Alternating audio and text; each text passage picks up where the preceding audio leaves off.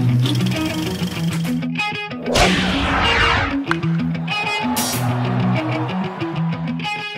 lot of young hitters have trouble separating their head from the rest of the swing.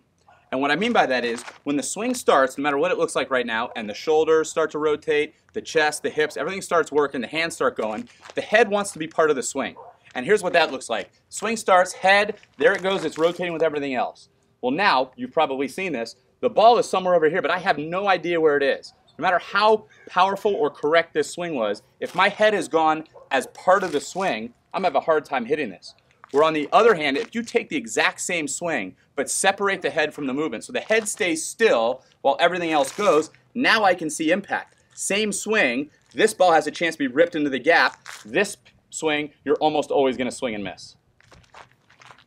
One of the things we can really do to help our hitters is to have them take a lot of dry swings. I know it's fun to hit the ball off a tee, soft toss, batting practice in the batting cage, but so often with younger guys, they have a hard time keeping their balance and keeping their head still, even when they're not swinging at a ball.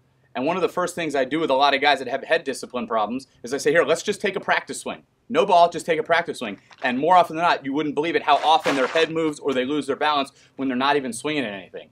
So a great drill to do in the backyard, in batting practice before you get there, in the on-deck circle, is just get set and try to take as many full-speed, powerful swings, controlling your body, and be in the finished position. That's another good way for them to think about it. If when they finish, they're falling over, they're going to feel it. If when they finish, their head and their weight's gone forward, they're going to feel it. So let's have them get in the backyard, get on the side of the field, take a swing, and see if they can keep their head still. It's not as easy as it looks, but it's a really effective drill to start building that good muscle memory, good head discipline, and good balance.